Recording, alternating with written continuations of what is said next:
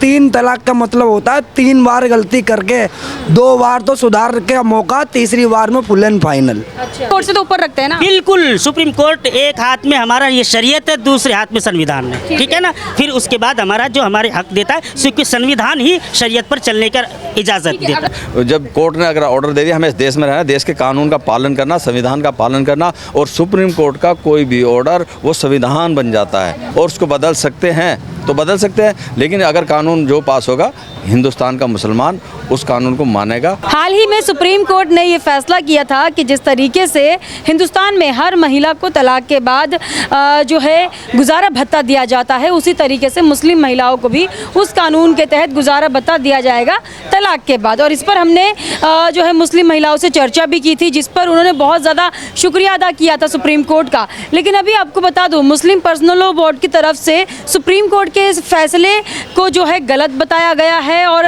उन्होंने कहा है कि हम सुप्रीम कोर्ट के इस फैसले के खिलाफ एक और याचिका डालेंगे। मुस्लिम पर्सनल लॉ बोर्ड की इस पर मीटिंग भी हुई और मीटिंग के दौरान उन्होंने कहा है कि इस्लाम में शरीयत कानून के हिसाब से अगर देखें तो तलाक हराम है, और अगर कोई औरत तलाक लेती भी है या फिर किसी भी कारणवश तलाक लिया जाता है तो उस पर हम कोई गुजारा भत्ता औरतों को नहीं दे सकते हैं। तो इस पर हम मेरे साथ मौलाना जी हैं, इनसे हम चर्चा करेंगे और जानने की कोशिश करेंगे कि इनके मज़हब में अगर कोई तलाक हो जाता है तो उस पर अगर गुजारा भत्ता महिलाओं को मिलता है तो वो गलत क्यों है। आपका नाम सबसे पहले मुझे बता दीजिए। जी, मेरा नाम मोहम्मद अरशद फहमी है और इस वक्त मैं दिल्ली का निवासी हूँ और पीछे मैं बिहार से रहने वाला हूँ। अच्छा, ठीक है। और सर, ये मुस्लिम पर्सनल लॉ बोर्ड इस तरीके से जो बात कर रही है कि तलाक हराम है शरीयत में, लेकिन मुस्लिम महिलाओं को अगर उनके शौहर तलाक देते हैं तो उनको गुजारा भत्ता देना भी उनका अधिकार नहीं है, नहीं मिलना चाहिए, जबकि सुप्रीम कोर्ट तो मुस्लिम महिलाओं को वो अधिकार दे रहे हैं। हाँ, मतलब दोनों ही तरफ से तलाक कैसे भी हो, तो क्या शौहर अपनी औरत को अगर वो तलाक के बाद जाती है तो गुजारा भत्ता ना दे मुस्लिम महिलाओं नहीं दे सकते हैं, इसलिए कि शरीयत ने जिस चीज़ को अलाउड कर दिया है तो उसमें कानून का कोई दखल अंदाजी नहीं हो सकता ना मैम। मान के चलिए कि अगर हमारे हर इंसान के साथ, लेडीज़ हो जेंट्स हो, हर किसी के साथ एक प्रॉब्लम होती है, जैसे गैस का प्रॉब्लम है, हर एक को हवा निकलती है। अब इस हवा पर हमारी शरीयत ने ये कहा है कि अगर आप सर से लेकर के यहाँ तक लेके पूरा मुंह धो लेते हैं, हाथ धो लेते हैं, पैर धो लेते हैं तो आपकी वज़ू हो जाती है, लेकिन जहाँ से हमने री खारिज करा है, हवा निकाला है, तो वहाँ से हमने धोया नहीं तो वज़ू तो हो जाती है। अब इस्लाम में अकल का दखल नहीं है, इसी तरीके से सुप्रीम कोर्ट अगर वो अपनी अकल का दखल यानी अकल लगाते हैं मसले के अंदर या शरीयत के अंदर तो वहाँ ये उनकी नहीं चलेगी, और हम मुस्लिम पर्सनल बोर्ड के साथ हैं। जी, सपोर्ट कर रहे हैं। लेकिन सुप्रीम कोर्ट ने ऐसा क्या गलत डिसीजन लिया, क्योंकि जो सेक्शन 125 है वो भारत में लागू है हर महिला के ऊपर, लेकिन वो मुस्लिम महिलाओं पे लागू नहीं थी, जो कि सुप्रीम कोर्ट ने कहा है कि अब से मुस्लिम महिलाएं भी इसका हकदार हो सकेंगी। मुस्लिम महिलाएं बहुत सारे ऐसे अधिकारों से वंचित है अभी तक, क्या आप मानते हैं ये? जी, सबसे पहले मैं आपको ये कहूँ, अगर सुप्रीम कोर्ट को इतना ही दया आ रहा है तो मुस्लिम बहनों पर क्यों, तलाकशुदा बहनों पर क्यों? अगर इतना ही दया आ रहा है तो बहुत सारी औरतें इसके हमारे धर्म के अलावा भी परेशान हैं और आपको पता है कि गलत कदम उठा करके कमा खा रही हैं, और उन पर वो दया करे ना सुप्रीम कोर्ट। नहीं, वो तो हर एक औरत के लिए है, हिंदुस्तान की हर एक औरत के लिए 125 सेक्शन है सर। तलाक के बाद आप अपने शौहर से, अपने पति से उनकी एलुमनी मांग सकते हैं, आप खर्चा मांग सकते हैं, हर महीने एक खर्चा बंद जाता है आदमी की तरफ से। तो ये मुस्लिमों पर क्यों अलाउड नहीं होना चाहिए अगर मुस्लिम महिला कोई तलाक लेती है या उसका शौहर उसे छोड़ता है?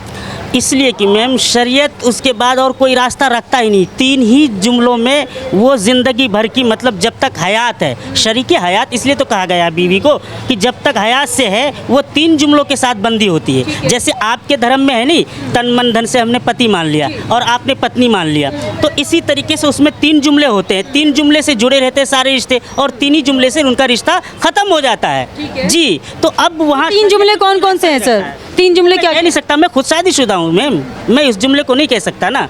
हाँ, तो इस वजह से ये चीज़ आप ज़बरदस्ती नहीं बुलवा सकते और ना ही सुप्रीम कोर्ट इसमें दखल अंदाजी करे, मेरे ख्याल से, मेरी जानकारी के हिसाब से, क्योंकि शरीयत में अकल का दखल नहीं है। अकल का दखल अगर करते हैं, मान के चलिए कि एक मूर्ति रखी है, ना वो बोल सकता, ना खा पी सकता, ना कुछ भी कर नहीं सकता, अगर आप उससे ज़बरदस्ती खिलाएंगे और खाएगा नहीं तो आप अपनी अकल नहीं लगा सकती ना कि क्यों नहीं खाता है। इसलिए कि जहाँ तक आपको शरीयत ने जो शरीयत का कानून है, हो सकता है उसमें ऐसा कुछ हो जिससे महिलाओं को परेशानी हो रही हो, मुस्लिम महिलाओं को उनके अधिकार ना मिल रहे हो। आप मानते हैं कि शरीयत में सब कुछ ठीक है? आपके कानून के हिसाब से शरीयत का कानून जो है सुप्रीम कोर्ट के कानून से ऊपर है या ठीक है?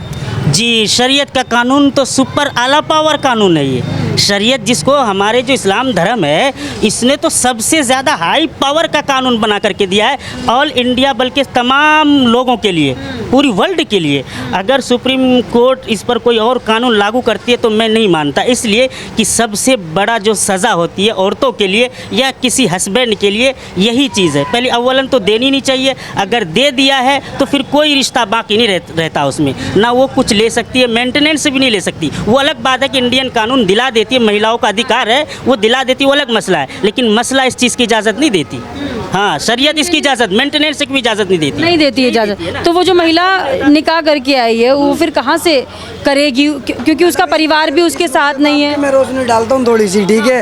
ये जो आप मुद्दा जो बता रही हो, ये मुद्दा बता रही हो कि अगर औरत को छोड़ा जाता है, औरत को छोड़ने की सूरत में जो हमारी शरीयत में जो शर्त रखी गई है ना, वो मेहर की रखी गई है।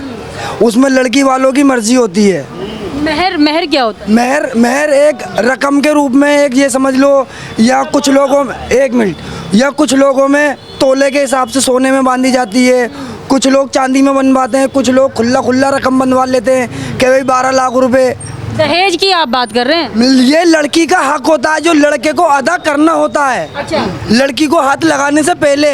अब ये लड़के वाले देते हैं? हाँ, ये लड़की वालों की मर्जी से पूरी बिरादरी के, समाज के सामने मेहर का हक जो रखा जाता है, ये लड़की के उसी कदम की नहीं रखा जाता, वो लड़की का हक है। लड़का उसे देने के बाद ही हाथ लगा सकता है। अगर उसकी लड़की की मर्जी है तो वो माफ़ कर सकती है। हालांकि वो माफ़ कर देती है, लेकिन आखिरी दम तक आदमी उसका देने का हकदार है। ये चीज़ हमारी शरीयत बोलती है, ठीक है? मतलब औरत अपनी मर्जी से उसको रखे या ना रखे, वो उसकी मर्जी है। तो वो अगर नहीं रखती तो वो अपने आदमी को दे देती है वो सब वापस? वो उसकी आज़ादी है। वो अपने माँ बापों को दे, अपने बच्चों पे लगा दे, अपने पर्सनल निजी खर्चे में ले ले, या अपने किसी और फ्रेंड वो रकम रहती औरत के पास ही है ना? औरत का ही हकदार होता है। ठीक है। इसे हमारा हदीस भी बोलता है और हमारा समाज भी बोलता है। और रही बात जी, देखो फैसला होने वाली, तो जब देखो दो आदमियों का घर बिगड़ता है तो एक जने की गलती तो होती है। अब उसमें औरत भी गलत हो सकती है, आदमी भी गलत हो सकता है। 3 तलाक का मतलब होता है 3 बार गलती करके 2 बार तो सुधार का मौका, तीसरी बार में फुल एंड फाइनल। अच्छा। 3 तलाक के बाद उस औरत का क्या होता है? औरत का वो जाती है अपने घर, अगर वो निकाह कर लेगी तो फिर उस आदमी का क्या होगा जिसने छोड़ा उसे? हाँ। औरत को निकाह करने की इजाजत है आपके मजहब में? बिल्कुल है इजाजत। दूसरा निकाह करने की इजाजत है। अगर 3 महीने के बाद कर सकती है निकाह? हाँ, जैसे हमने मान के चलिए कि तीनों गोली फायरिंग कर दी और वो हमारी निकाह से औरत हट गई, तो औरत के लिए शरीयत ने इजाज़त दी है कि आप 3 महीना 10 दिन इद्दत करेंगी, यानी इंतज़ार करेंगी घर में बैठी। उसके बाद उनके लिए ये इख्तियार है, इजाज़त है, वो अगर बुढ़ा जवान कोई भी पसंद आ जाए वो कर सकती है। हाँ, शरीयत ने पहले इजाज़त। औरत 3 तलाक दे सकती है क्या? औरत तलाक नहीं दे सकती, औरत का उल्टा है कि वो हलाला ले सकती हैं। क्या कहते हैं, खुला उसका नाम है। खुला क्या होता है? खुला ये होता है मैम, जैसे मान के चलिए आपका किसी हस्बैंड से बना नहीं, वो कुछ ज़्यादा ही ख़राब है, क्योंकि ज़रूरी नहीं खाली औरत ही ख़राब होती है, कभी कभी आदमी भी ख़राब होता है। तो अब औरत का गुज़र बसर नहीं हो पा रहा है, फिर दोनों तरफ से रिश्तेदार समझाएंगे उस आदमी को, अगर नहीं समझ में आती है फिर दोबारा भी समझाते हैं, फिर तिबारा भी समझाते हैं। जब नहीं समझ में आती है तो एक दारुल क़ज़ा, एक फ़ैसले का घर होता है, जहाँ पर शरीयत के मातहत कुरान और हदीस की रोशनी में उसको इजाज़त देता है कि आप इस औरत से, इस शौहर से आप छुटकारा ले सकती हैं। तो वो एक दरख्वास्त होता है, एप्लीकेशन नामा, वो काजी साहब को देंगी, दोनों का आमना सामने होगा। आमना सामने होने के बाद वो उनके बयान लेंगे, वो उनके बयान लेंगे। बयान लेने के बाद फिर काजी साहब फैसला देंगे कि आप 1 तलाक यानी 1 तलाक दे करके औरत को अपनी निकाह से अलग कर सकते हैं। तो वो अब वहाँ उस जगह से उनका खुला हो गया। यानी मैटर में हलाला का कोई मतलब नहीं होता है। वो अगर दोबारा रखना चाहते हैं तब भी हलाला नहीं होगा। क्योंकि यहाँ औरत ने उल्टा तलाक लिया ना, खुला लिया है। उसमें आदमी हलाला देकर औरत को वापस लाना चाहे तो हलाला हो। नहीं नहीं नहीं नहीं, खुला में तो कोई भी नहीं, एक ही तलाक तो दिलवाते ही काजी साहब, क्योंकि हो सकता है ज़िंदगी में वो कभी भी पलट जाए। ज़िंदगी में हो सकती है कि वो औरत फिर क्या पता दया आ जाए, रहम आ जाए, तो उस मियाँ को वो ढूंढने लगे। तो इसलिए शरीयत ने वहाँ पर भी इजाज़त रखी है, रास्ता रखा है कि एक ही तलाक दिलवा के अपनी बीवी को अलग कर देते हैं, उनकी बीवी को अलग कर देते हैं। लेकिन अगर गुस्से में, शराब की हालत में, नशे की हालत में अगर तीनों गोली फायरिंग करता है, वहाँ रास्ता नहीं बचता, वहाँ फिर हलाला की गुंजाइश है। हाँ, ये है। तो मतलब ठीक है, आप मतलब पूरा समर्थन कर रहे हैं मुस्लिम पर्सनल लॉ बोर्ड का, है ना? मैं और उनके समर्थन में हूँ, और मुस्लिम पर्सनल लॉ बोर्ड को और शरीयत के साथ भी हूँ, संविधान के साथ भी हूँ मैं। संविधान के साथ भी है, शरीयत के साथ भी है। जी जी, संविधान। लेकिन आप कह रहे हैं कि सुप्रीम कोर्ट से ऊपर जो है शरीयत है। देखिए, मैं शरीयत को स्ट्रॉन्ग बता रहे हैं ना, पावर। इजाजत, संविधान हमें इजाजत देती है ना शरीयत पे चलने की, तो शरीयत हमें जो कहेगी तो उसमें वो हमें मानना पड़ेगा ना। कैसी बात कर रही हैं आप? शरीयत हमें सुप्रीम इजाजत कोर्ट से तो ऊपर रखते हैं ना। बिल्कुल, सुप्रीम कोर्ट एक हाथ में हमारा ये शरीयत है, दूसरे हाथ में संविधान है, ठीक है ना। फिर उसके बाद हमारा जो हमारे हक देता है, क्योंकि संविधान ही शरीयत पर चलने का इजाजत देता है। अगर कुछ हम नज़र डालें महिलाओं के अधिकारों पर शरीयत में, तो वो किस कदर हैं और क्या क्या हैं? क्या आप थोड़ा डिस्क्राइब कर सकते हैं महिलाओं के अधिकारों पर? क्योंकि तलाक के बाद तो महिला का क्या होता है वो आप बता ही रहे हैं। फिर उसके बाद आप कह रहे हैं कि महिला तलाक नहीं दे सकती, उसके लिए भी एक अलग कानून है। और फिर जब निकाह होता है तो उसमें अगर शौहर दूसरी शादी करके ले आता है तो उसमें जो पहली पत्नी है क्या वो ओके होती है, उससे पूछा जाता है? मतलब किस तरीके से महिलाओं के अधिकारों को डिफ़ाइन कर रहे हैं शरीयत के अंदर?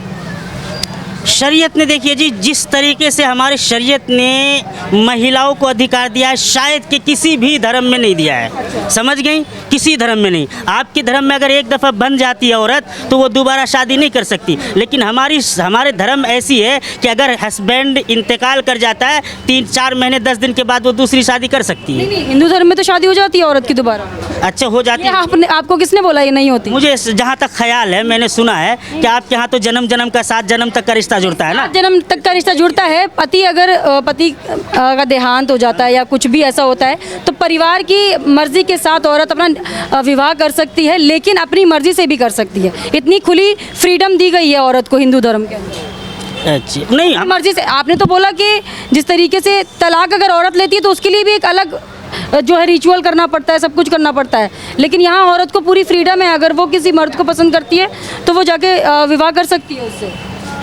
उसको परमिशन की ज़रूरत नहीं है किसी की, कि किसी से जाके परमिशन ले या कुछ करे। निकाह में रह करके या किसी के बंधन में रह करके, चाहे वो किसी भी धर्म में रहकर तो कोई औरत नहीं करेगी सर, ना मुस्लिम करेगी ना हिंदू करेगी। इतनी समझदार तो औरत खुद है। नहीं, इतनी भी समझदार नहीं है आप जो कह रही हैं। बहुत ऐसी औरतें, औरत बहुत समझदार होती है सर। समझदार होती हैं, बहुत औरतें खता कर जाती हैं। हाँ, ये मत कहिए कि बिल्कुल दूध के धुले हुए होती हैं औरतें। दूध का धुला नहीं कहेंगे, लेकिन औरत को, हर औरत को बेवफा बोलना भी ठीक नहीं है ना। लग रहा है आपके साथ बेवफाई हुई है। आपको नहीं, बेवफाई नहीं हुई है। मेरे साथ मेरी तो 2 शादी हो रखी है। अच्छा। और दोनों औरत रह रही है। दोनों औरत सही रह रही है, बिल्कुल बढ़िया से रह रही है। और वही कभी कभार जो है सेफ्टी से रहना पड़ता है, और कोई दिक्कत नहीं। सब सेफ्टी क्या? ये ना हो कि दोनों बीवी की दिमागी संतुलन बिगड़ ना जाए कभी। तो होता है, तो फिर तबाही मच जाती होगी। तबाही नहीं मचती है। उसको हैंडल करने का देखो शरीयत ने इजाज़त दे रखा है कि बीवी को हैंडल कैसे करना होता है। समझ गई? लेकिन आप जो इस बात को कह रही हैं कि हमारी धर्म में औरतों को या मुस्लिम महिलाओं को आरक्षण नहीं है, अधिकार नहीं है, या बिल्कुल घुट घुट के रह रही है, मैं ये नहीं कह रही। मैं बस पर्दे के अंदर वो कुछ भी कर सकती है। मैं बस उनके अधिकार जानना चाहती हूँ। चला सकती है, वो पायलट बन सकती है। पता है, मैंने जब मुस्लिम महिलाओं से बात की थी ना, तो वो लोग सुप्रीम कोर्ट के फैसले के बाद बहुत खुश थी। वो कह रही थी कि हमें मिलना चाहिए हमारा अधिकार। उनको जानकारी नहीं है। पढ़ी लिखी औरतों से भी बात की है मैंने, जो लड़कियां कॉलेज कर रही हैं, PhD कर रही हैं, मुस्लिम महिलाएं, उनसे मैंने बात की है। वो कह रही थी कि हमारे अधिकार छीन लिए जाते हैं, और जो मर्द होता है तलाक देने के बाद पूछता भी नहीं है, और ये हमारा अधिकार है कि हमें तलाक के बाद हर महीने खर्चा मिलना चाहिए। नहीं तो एक औरत कहाँ से लेकर आएगी, क्योंकि वो अपने घर भी नहीं जा सकती, वापस घर से भी खर्चा नहीं ले सकती।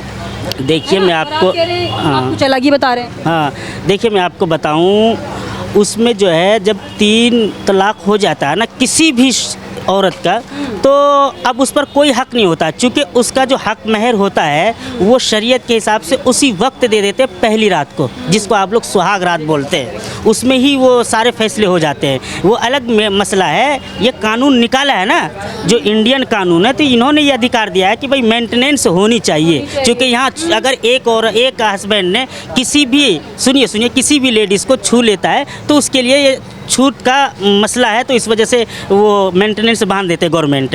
हालांकि शरीयत में नहीं है इसकी इजाज़त। ठीक है क्या नहीं सही होना चाहिए मेंटेनेंस का नहीं? गवर्नमेंट के कानून के हिसाब से होनी चाहिए। हाँ, शरीयत ने इसको मना भी नहीं किया है, वो दे सकते हैं जी। ठीक है, तो आमिर जी आप जिस तरीके से मौलाना जी तो कह रहे हैं कि हमारे लिए तो भाई ये ठीक नहीं है अगर औरत को हम लोग गुजारा भत्ता दे रहे हैं, क्योंकि कई औरतें भी ऐसी हैं जैसे ये बोल रहे हैं बेवफा निकल जाती हैं, झूठे इल्ज़ाम लगा देती हैं, तो उस तरीके से ये उस मसले को देख रहे हैं। लेकिन हम उन हज़ारों करोड़ों औरतों की बात कर रहे हैं जिनका अधिकार छिन जाता है, जिनके आगे पीछे कोई नहीं है, तलाक के बाद दर दर भटकना पड़ता है। आप क्या कहें? देखिएगा, सबसे पहली बात तो तलाक ही गलत है। तलाक नहीं होना चाहिए आपस में, और कहीं बनती नहीं। अगर किसी की बात नहीं बनती और वहाँ फिर तलाक हो जाता। लेकिन जो इस्लाम धर्म है, इस्लाम के जो कानून है, उसमें तो एक क्लियर है, अगर तलाक हो गया भैया तू अपने घर राजी और मैं अपने घर राजी, वो इद्दत करनी पड़ती है 4.25 महीने की, और अपना अपना अलग हो जाओ। तलाक हो गया मतलब ख़त्म हो गया, फिर क्या गुजारा भत्ता रह गया। लेकिन मैं एक बात और मानना चाहता हूँ भाई, अगर हमारा सुप्रीम कोर्ट कोई आदेश दे रहा है, कोई ऑर्डर कर रहा है, तो हम इस देश के वासी और सुप्रीम कोर्ट की हर बात को हमें सर्वमान्य माननी पड़ेगी। अगर कोई ऐसा पर्सनल लॉ बोर्ड नहीं मान रहा इस बात को, कह रहे हैं कि हम इसके खिलाफ याचिका डालें। ऐसी तो बहुत सी बातें जो नहीं मानते, लेकिन जब कोर्ट ने अगर ऑर्डर दे दिया, हमें इस देश में रहना, देश के कानून का पालन करना, संविधान का पालन करना, और सुप्रीम कोर्ट का कोई भी ऑर्डर वो संविधान बन जाता है। इसलिए जो ऑर्डर सुप्रीम कोर्ट ने दिया, हाँ, अगर वो जमीयत उलमा हिंद वाले कोई अर्जी पिटीशन डालते हैं सुप्रीम कोर्ट में, उस पर वो विचार करते हैं और उसको बदल सकते हैं तो बदल सकते हैं। लेकिन अगर कानून जो पास होगा, हिंदुस्तान का मुसलमान उस कानून को मानेगा। लेकिन आपको लगता है इससे मुस्लिम महिलाओं को फ़ायदा मिल सकता है क्या? ये मुस्लिम महिलाओं के अधिकार में है जो सुप्रीम कोर्ट ने फैसला लिया है? नहीं, देखो, फैसला सुप्रीम कोर्ट ने बड़ा जीनियस है, पढ़े लिखे हैं, समझदार हैं, उन्होंने बड़े सोच समझ के फैसला लिया होगा। लेकिन मैं मानता हूँ अगर किसी लेडीज़ से आपका तलाक हो गया, मामला देखो कहीं झगड़े में तो होता नहीं, वो बैठ के फैसला होता, और उसमें राशि भी रखी जाती है फैसले में, भैया इतने दे दो और इतने दे दो, ये सब होते फैसले, है ना। तो तलाक का मतलब ये है तुम अपने घर, मैं अपने घर। अब क्या मतलब रह गया?